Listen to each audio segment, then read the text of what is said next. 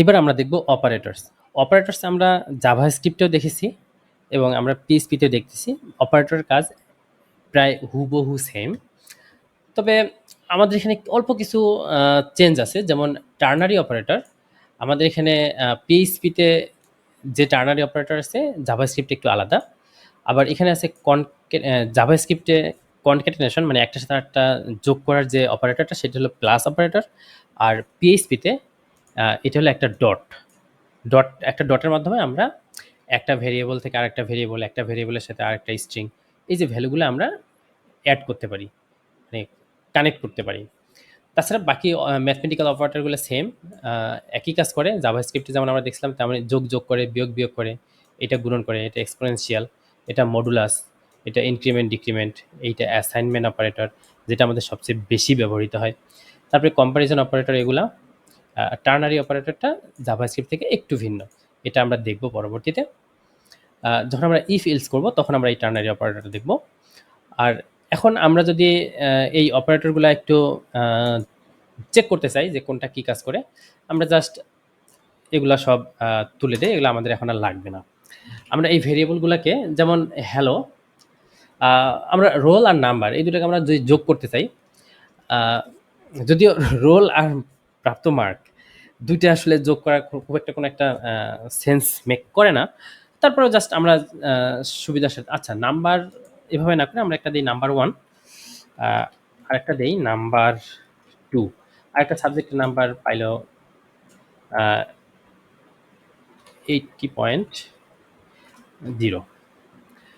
তো আমরা যদি টোটাল নাম্বারটা দেখতে চাই তাহলে টোটাল নাম্বার হলো নাম্বার 1 যোগ নাম্বার 2, নাম্বার 1 যোগ নাম্বার 2, সিম্পল ম্যাথমেটিক্স ক্যালকুলেশন। এখন আমরা যদি এটা দেখতে চাই তাহলে আমরা কি করব, যে ইকো টোটাল নাম্বার।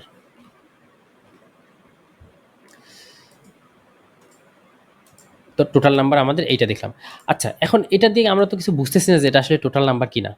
তখন আমরা কি করব, আমরা এখানে একটা টেক্সট দেখাবো যে টোটাল নাম্বার, তারপর টোটাল নাম্বার যেটা সেটা দেখাবো।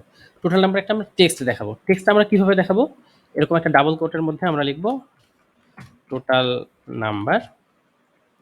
এখন টোটাল নাম্বার আমরা এখানে এই ভেরিয়েবলটা দিলাম। আচ্ছা, আমরা যদি দুটা, এটা একটা স্ট্রিং লিখলাম, তার সাথে আমরা আরেকটা ভেরিয়েবল এখানে লিখে দিলাম। যখন আমাদের পিএইচপিতে এরকম দুটা স্ট্রিং বা দুইটা ভেরিয়েবল আমাদের একসাথে দেখাইতে হবে, আউটপুট দেখাইতে হবে, তখন আমাদের এই দুইটাকে একসাথে যোগ করার জন্য, কানেক্ট করার জন্য আমাদের একটা ডট ব্যবহার করতে হবে। এই ডট মানে হলো, ডট হলো কনক্যাটেনেশন অপারেটর, যেটা হলো দুইটা স্ট্রিং বা দুইটা ভেরিয়েবল এগুলোকে একসাথে কানেক্ট করে। তো আমরা যদি এখন এটা দেখি তাহলে আমরা দেখব যে টোটাল নাম্বার এইটা, আমরা এখানে একটা স্পেস দেই, স্পেস বা ইকুয়াল সাইন দেই, তাহলে আমাদের দেখতে আর একটু ভালো লাগবে জিনিসটা, যে টোটাল নাম্বার এইটা। তো এখন আমরা যদি চাই যে টোটাল নাম্বার এইটা, এখন আমরা যদি চাই যে অ্যাভারেজ কত, তাহলে আমরা অ্যাভারেজ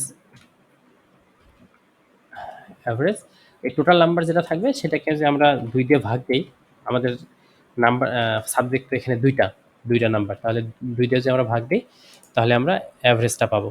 তো অ্যাভারেজের ক্ষেত্রে আমরা এখানে যদি একটা ব্রেক দিই,